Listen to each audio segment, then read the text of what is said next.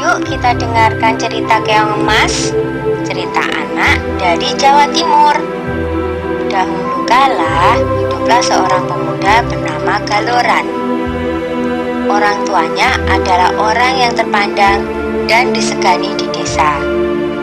Namun, Galoran suka foya-foya dan bermalas-malasan, mengamburkan harta kedua orang tuanya hingga mereka tiada.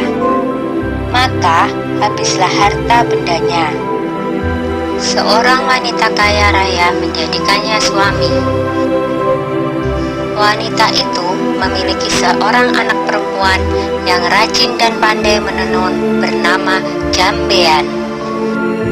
Jambean yang rajin bekerja itu sering menasehati ayah tirinya agar tidak bermalas-malasan saja. Nasihat itu justru membuat Galoran muka. Beraninya dia menasehati orang tua. Pakitkah itu? Galoran marah. Ibu Jambean berusaha membela Jambean. Tetapi apa daya, sekarang engkau harus memilih, aku atau anakmu, ancam Galoran. Hati ibu Jambean sangat sedih mendengar perkataan Galoran. Dia menangis siang malam karena bingung. Suatu hari dia memanggil anaknya. Jambean anakku, kemarilah nak, serunya lirih. Jambean langsung menghampiri ibunya yang tengah bersedih. Mengapa emak bersedih saja? Tanyanya dengan iba.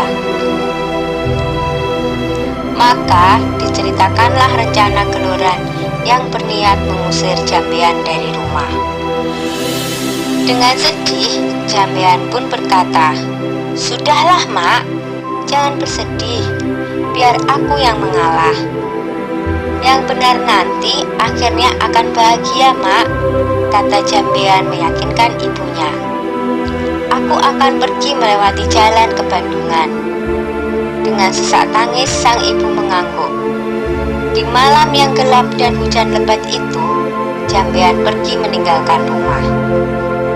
Tak berapa lama kemudian, ibu Jambean yang tak kuasa menahan kesedihannya berusaha mencari, tapi tak bisa menemukannya.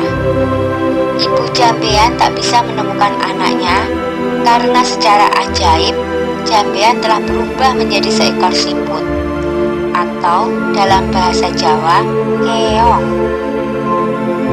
Di desa Dadapan hiduplah dua bersaudara bernama Nyai Sambega dan Nyai Sembagil. Mereka hidup miskin dan bekerja mengumpulkan kayu bakar dan daun talas. Suatu hari, keduanya pergi ke bendungan untuk mencari daun talas. Tiba-tiba mereka terpana melihat keong berwarna keemasan di atas batu. "Alangkah indahnya keong ini," seru Nyai Sambega.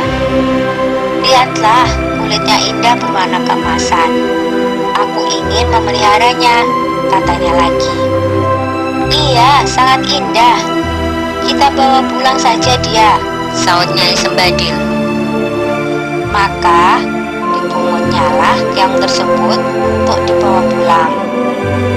Mereka meletakkannya di dalam tempayan tanah liat di dapur rumah. Semenjak itu, kehidupan mereka berubah. Terutama setiap pulang dari bekerja, di dapur selalu tersedia lauk dan rumah berubah menjadi rapi dan bersih. Nyai Sambega dan Nyai Sembadil merasa heran dengan keadaan itu. Mereka berencana untuk mencari tahu siapakah yang melakukan semua itu. Suatu hari seperti biasa, mereka berangkat kerja. Tetapi sebenarnya mereka hanya berpura-pura pergi. Setelah agak jauh dari rumah, mereka kembali menyelinap ke belakang rumah menuju dapur. Dari dapur terdengar suara seorang sedang memasak. Keduanya sangat terkejut saat melihat seorang gadis cantik keluar dari tempayan tanah liat tempat keong emas peliharaan mereka. Tentu dia adalah jelmaan dari keong emas itu, bisik Nyai Sembaga. Ayo kita tangkap sebelum dia berubah lagi menjadi seekor keong emas, bisik Nyai Sembagil. Dengan mengendap-endap, mereka masuk ke dapur. Lalu ditangkaplah gadis yang sedang memasak itu. Jambean awalnya takut, tetapi akhirnya bisa tenang. "Siapakah kamu, nak?" desak Nyai Sambika penasaran. "Apakah kamu bidadari?" tanyanya lagi. "Bukan, saya manusia biasa. Saya diusir oleh ayah tiri saya, sehingga saya menjelma menjadi keong," saut Jambean tertunduk. Keduanya terharu mendengar cerita Jambean, apalagi melihat ketekunan gadis itu dalam bekerja dan kebaikan hatinya. Akhirnya, keong emas membantu keduanya itu dengan menenun. Tenunannya sangat indah dan bagus, sehingga terkenal sampai ke seluruh negeri. Karena hasil tenunannya itu juga, kedua nyai tersebut menjadi bertambah makmur.